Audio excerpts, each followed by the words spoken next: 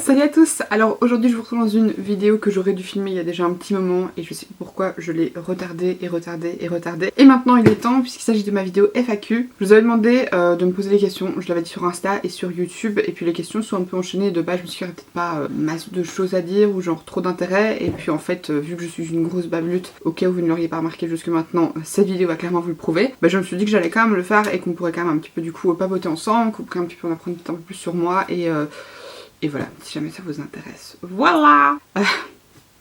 Bambi, tu es trop mignonne. Tu m'as demandé comment fais-tu pour être aussi jolie. Lots of make-up et ouais, on va se contenter de dire ça.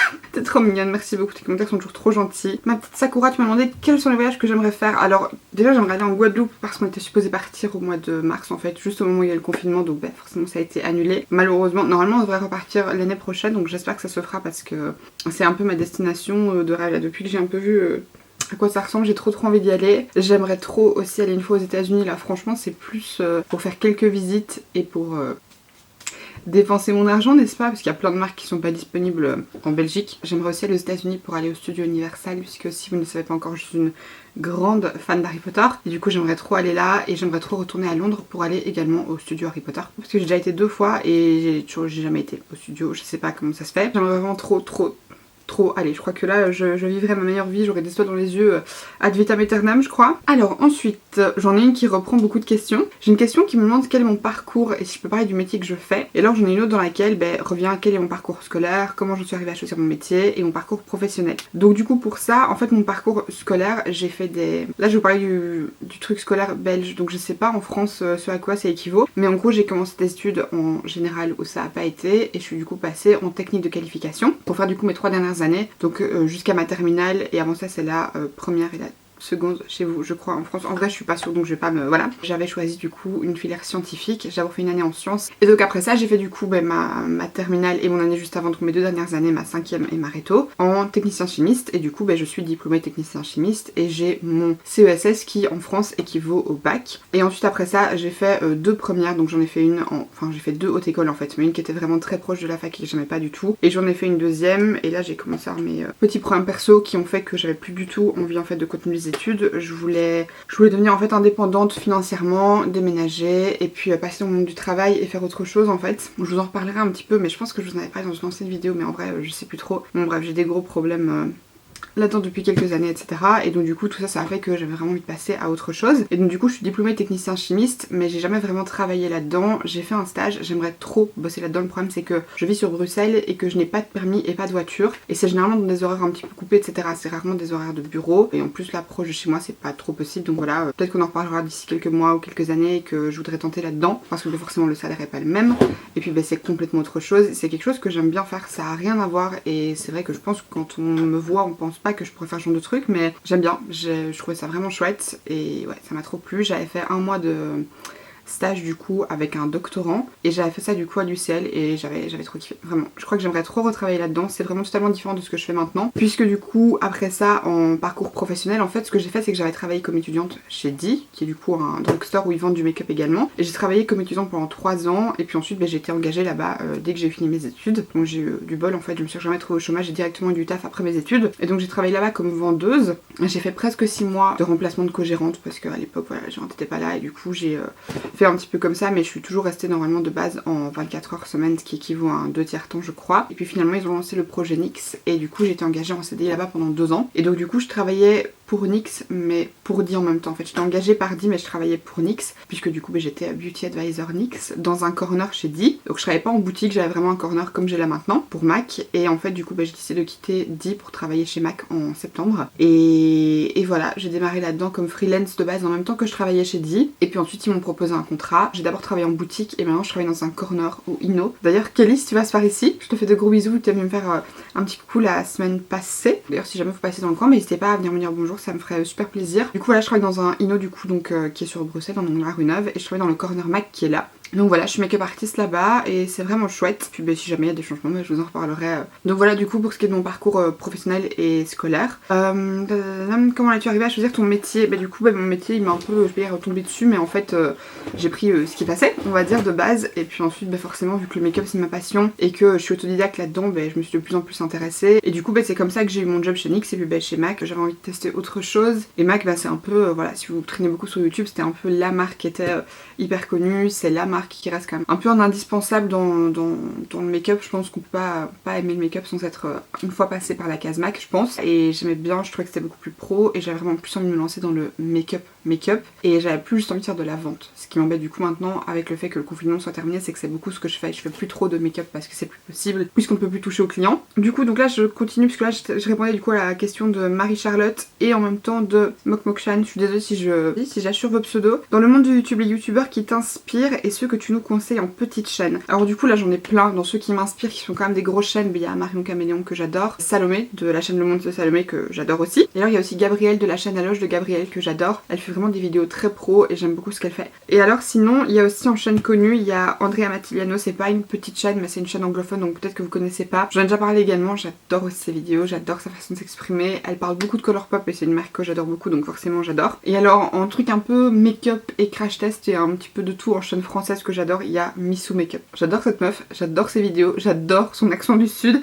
Elle est trop drôle franchement. Du coup sinon dans les chaînes que moi j'ai mis que j'aimais beaucoup, il y a aussi Beauty Garden qui est une petite chaîne. Voilà, je vous la mettrai dans la barre d'infos si jamais vous l'avez jamais vue, j'aime bien ses vidéos. Il y a aussi Danse ta mode que moi je suis beaucoup sur Instagram et également sur YouTube. Je vous la conseille à 1000%, elle fait des super chouettes make-up. J'adore sa personnalité, elle est très calme et voilà pareil je vous la mettrai dans la barre d'infos. Et n'hésitez pas à aller la voir aussi sur Instagram, elle est top. Et sinon dans les chaînes américaines il y a Agnès Makeup Corner, j'en ai déjà parlé plein de fois.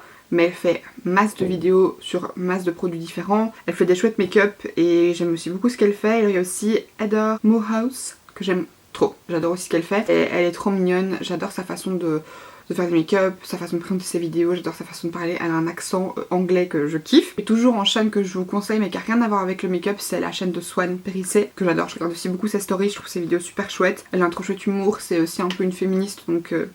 j'adore ça. Et alors en chaîne ongles, il y en a surtout 3 que moi j'apprécie beaucoup. En chaîne francophone en plus, parce que pour le coup c'est du vocabulaire que je connais pas trop et que je maîtrise pas encore assez pour pouvoir vraiment me lancer sur des chaînes anglophones. Mais il y a Koon Mimi qui a vraiment pas beaucoup d'abonnés je trouve par rapport au travail qu'elle fait. Elle fait un travail de ouf. Nails Fares, pareil je vous en avais parlé, c'est un peu ça qui m'a donné envie de tenter les ongles. Et Melissa Easy Nails qui en plus est belge, donc voilà pareil, n'hésitez pas à aller suivre aussi sur Instagram. Melissa elle fait beaucoup moins de trucs ongles, mais Koon Mimi et Nails Fares elles font beaucoup aussi de trucs sur Instagram, donc voilà, n'hésitez pas à aller jeter un petit coup d'œil sur ça. Donc ça c'est un peu mes recommandations. Sur YouTube il y a aussi beaucoup de chaînes masculines que je regarde, il y a Mixem etc. Tout un petit peu, tout le truc de la Redbox que j'aime beaucoup. Pour ton avenir sur la plateforme, écoutez, je sais pas trop. J'espère que ça va évoluer, honnêtement, j'aimerais vraiment que ça puisse déboucher sur autre chose. Pour être tout à fait sincère avec vous, j'ai trop bien vécu le confinement, je vous en reparlerai dans une autre question qui revient après, mais moi j'étais trop contente, je faisais beaucoup de vidéos, j'étais passée à 3 vidéos par semaine, parfois 4, et j'aimais trop, ça me faisait trop plaisir de faire que ça. Je pense que j'aimerais vraiment beaucoup continuer là-dedans parce que c'est ce qui me plaît. En fait c'est un peu ce qui me dérange en fait dans le boulot que je fais maintenant, puisque je bosse pour une marque, et moi en fait ce que j'aime c'est de parler de toutes les marques et de tous les produits qui existent et pas juste me concentrer sur une marque. Donc voilà, c'est pour ça que YouTube ça me plaît vraiment dans ce cadre là. Est-ce que ta chaîne a un impact sur ta vie personnelle?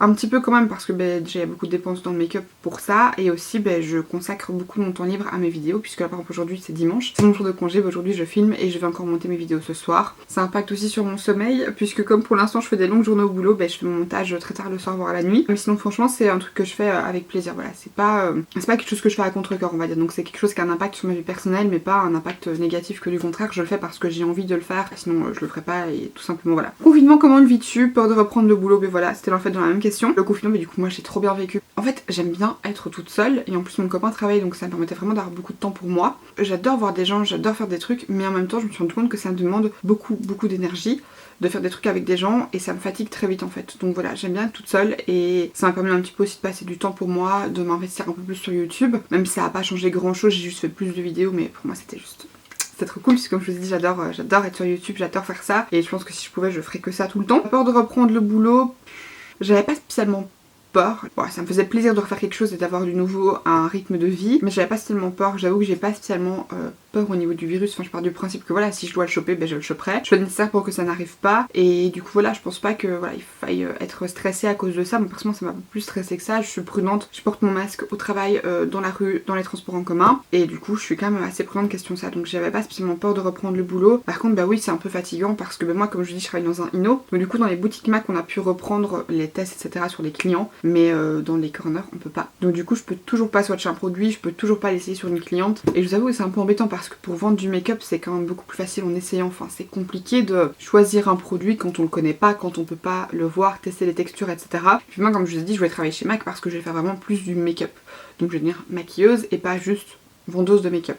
Ce qui est un petit peu le cas maintenant. Donc voilà. Alors de Louis, j'ai une question qui dit: coucou, tes 3 palettes d'yeux préférées, tes 3 palettes d'yeux de déception. La bise. Gros bisous. Mes 3 palettes d'yeux préférées, c'est un peu chaud de faire un choix, mais je pense quand même que je dirais la Morphe et James Charles. Je suis dégoûtée, je vous ai dit que je voulais la prendre en petit et que malheureusement apparemment c'était une édition limitée et j'étais pas au courant. Donc du coup ça me saoule parce que celle-là elle est top mais elle est immense. Donc du coup c'est pas pratique pour emmener quand je veux maquiller des gens ou quand je veux emmener voilà, quand je pars de chez moi. Mais je la trouve vraiment bien, je trouve que c'est un bon mix de tout. Il y a du neutre, du coloré et j'aime trop cette palette. Ça fait un petit moment que je m'en suis pas servie parce qu'elle est très grande, mais franchement elle est excellente et la qualité est vraiment bien. Et en plus Morphe c'est pas très cher. Les grandes palettes James Charles sont toujours disponibles hein, sur le site si jamais. Ensuite celle-là, je vous l'ai déjà dit, elle était déjà 2 fois je crois dans mes favoris de l'année, ou une fois, mais je vous les remontrerai par après dans des favoris. C'est la palette Jawbreaker de chez Jeffree Star, je la trouve trop belle. C'est principalement des palettes colorées que je vous montre parce que c'est ce que j'aime le plus utiliser et que par exemple dans la James Charles il y a quand même des fards neutres dont j'arrive à me servir. C'est ce que j'aime le plus faire en fait. Donc faire des make-up neutres, j'aime bien, mais c'est pas forcément ce que je préfère. Donc voilà, pareil, celle-ci c'est une palette que j'adore, je trouve que les fards sont d'une qualité exceptionnelle. Les fards Jeffree Star font partie de mes fards préférés. J'aime bien aussi le personnage. Maintenant je vous l'ai déjà dit, mais moi personnellement quand j'achète un produit, je me concentre sur le produit et pas sur la personne qui est derrière en fait. Celle-ci j'adore, je la trouve trop belle, l'harmonie est absolument fantastique, les fards sont trop beaux, il y a un petit peu de pastel et en même temps il y a du coloré flashy. Celle-ci c'est un de mes faves et je crois qu'elle va rester une de mes palettes favorites pour très longtemps. Et alors en troisième il y a celle-ci dont pareil je vous parle très souvent. C'est la Me, Myself and Mama Mitchell qui est en collaboration avec Beauty Bay. Je l'adore, je l'adore. À l'intérieur vous avez un miroir double côté dont je suis pas très fan. J'aurais préféré qu'il n'y ait pas ça et que la palette soit un peu plus fine. Elle est assez grande et encombrante mais par contre vous avez masse de fards. Pareil c'est principalement décoloré mais vous voyez que vous avez quand même quelques petites touches de neutre. Donc avec ça il y a quand même moyen aussi de faire du maquillage classique. Plus discret, mais j'adore cette palette là, elle est toujours disponible il me semble et la qualité est juste fantastique quoi. Les fards sont d'une pigmentation de l'extrême, ils se travaillent très bien, j'ai jamais été déçue et quand je veux faire un maquillage coloré et que je sais pas trop vers quoi me diriger, celle-ci fait souvent partie des palettes vers lesquelles je me dirige facilement comme la Jawbreaker. Et d'ailleurs je vous ai fait pas mal de make-up avec puisque je m'en suis d'ailleurs servi dans ma série Pride. Si jamais vous l'avez pas vu je la mettrai dans le petit i. En 3 palettes déception, bah déjà il y aurait la Watcha Leary, la Ultimate Goddess. Je vous ai fait une vidéo crashesse avec celle-là. C'est la catastrophe, c'est une palette visage éteint mais franchement c'était l'horreur cette palette. J'ai rarement été aussi déçue d'une palette. Les fards étaient pas pigmentés. Pour le peu qu'il y avait de pigment ça se travaillait mais franchement ça m'étonne pas vu qu'il y avait 0 pigment. Et c'est dommage parce que c'est une palette Make-up Revolution et que généralement Make-up Révolution, j'aime bien ce qu'ils font. En plus c'est petit prix donc c'est des trucs que j'apprécie beaucoup donc voilà. Un petit peu dégoûtée pour ça. Je mettrai aussi les petites palettes, vous savez avec les différents finis, je sais plus comment est-ce qu'elles s'appelaient. Attendez, je vais vérifier, de chez Primark. Ah, les Color Grid, j'en ai testé 3. Et en fait, il y a une palette de chez Primark que j'ai adorée et du coup, j'ai pas arrêté de vouloir en retester, mais il n'y en a jamais une où j'ai trouvé que la qualité était aussi excellente. C'est la Sweet Dream, c'est des petites palettes cartonnées comme ça, vous avez 12 fards, c'est très léger, mais la qualité elle est folle. Et malheureusement, depuis dans les palettes Primark, j'en ai pas retrouvé d'autres avec une aussi bonne qualité. Et pour le coup, les Color Grid, j'étais assez déçue parce que les fards mat sont corrects. Franchement, ils étaient pas mal. Les fards mat étaient bien, mais les fards lumineux et métalliques, franchement, non, il n'y avait pas trop de lumière, pas trop de métallisé. Après, c'est des palettes qui sont pas chères du tout, donc clairement, je suis beaucoup plus compréhensive, on va dire, avec des palettes comme ça que des palettes qui coûtent un bras. Mais voilà, j'étais vraiment déçue, je les trouvais vraiment pas ouf. Et alors, une autre palette qui m'a déçue. Celle-ci d'ailleurs je dois toujours faire le concours avec l'autre palette Subculture, mais c'est la Subculture de chez Anastasia. Je l'avais déjà achetée en fait il y a un petit moment et je sais pas pourquoi mais la qualité était nulle. Les fards étaient un peu patchy, quand j'ai dégradé ils prenaient une teinte un peu marronasse bizarre et le milieu était pas pigmenté du tout, j'arrivais pas à les prélever. Et ma collègue et amie, enfin c'est plus ma collègue du coup c'est mon amie, Marine m'avait prêté la sienne en me disant que elle c'est une de ses palettes préférées et la sienne est folle. La qualité elle est dingue, elle est trop bien. Et c'est une de mes harmonies en fait de palettes préférées, je trouve les couleurs trop belles. Et j'aimais tellement cette palette que je l'ai recommandée en me disant que peut-être que la qualité serait différente. Mais non, en fait. La qualité est exactement pareille que celle que j'ai commandée, donc je sais pas trop comment ça se fait, mais pour vous donner une petite idée, mes fards lumineux à moi, même dans celle-ci, ils ont un peu une texture mousse et il n'y a pas ça dans la palette de Marine, c'est vraiment des fards poudreux. Je suis un peu déçue parce que c'est pas une palette malheureusement qui me fasse trembler, alors que quand j'ai testé celle de Marine, je vous dis, je l'ai adorée, j'avais fait un make-up avec, j'étais en pamoison et j'espérais trop réussir à la revoir avec une bonne qualité, mais malheureusement c'est pas le cas. Donc voilà, déception parce que ça pour le coup c'est une palette qui coûte quand même très cher. Oh Vivine, je te fais de gros bisous. Toi aussi tes commentaires sont toujours trop mignons, ils me font toujours beaucoup trop plaisir. Quel est ton plus grand rêve? Je pense quand même que question pro, je dirais ce serait quand même de vivre de YouTube. Simplement parce que c'est vraiment ce que j'aime, c'est ce qui me plaît. Et sinon autre, j'aimerais trop voir une aurore boréale. C'est sur ma bucket list, je veux trop le faire. Je sais pas si ce sera un jour possible mais j'aimerais trop. Et sinon voilà, ouais, ce serait mon rêve de YouTube parce que je pense que c'est ce qui me plairait le plus question métier. Maintenant voilà, on verra si c'est possible et si ça se présente comme opportunité. Si c'est pas le cas, tant pis. Où te vois-tu dans 20 ans? Alors là franchement je saurais pas du tout vous dire. Pour le coup je pense que je serai propriétaire vu qu'avec mon amoureux on est occupé de chercher, donc j'espère que d'ici 20 ans on aura notre propriété. Et j'espère avec un petit peu plus de thunes quand même, parce qu'on va pas se mentir, l'argent ça fait tout dans la vie. Et alors pour le reste franchement je saurais pas vous dire. Le truc en fait c'est qu'au plus je vieillis, au moins je suis sûre de vouloir des enfants. C'est trop bizarre mais ma maman nous a eu très jeune avec mon frère et du coup dans ma tête j'ai toujours voulu être une maman jeune. Seulement plus je vieillis, au plus j'ai envie de retarder le fait d'avoir des enfants. Enfin je sais pas, ça me stresse trop. J'aimerais trop avoir des enfants mais en même temps c'est quelque chose qui me stresse trop et qui impacte trop sur la vie en fait, que pour l'instant là maintenant je suis sûre à 100% que j'en veux en fait, simplement. Ensuite, si l'occasion se présentait, avec quelle ou autre grande marque que MAC souhaiterais-tu collaborer? Alors avec MAC je collabore pas vraiment, je travaille pour eux mais on collabore pas du tout. Voilà, je travaille pour eux mais on collabore pas du tout ensemble en fait, c'est voilà, je suis leur employée et basta.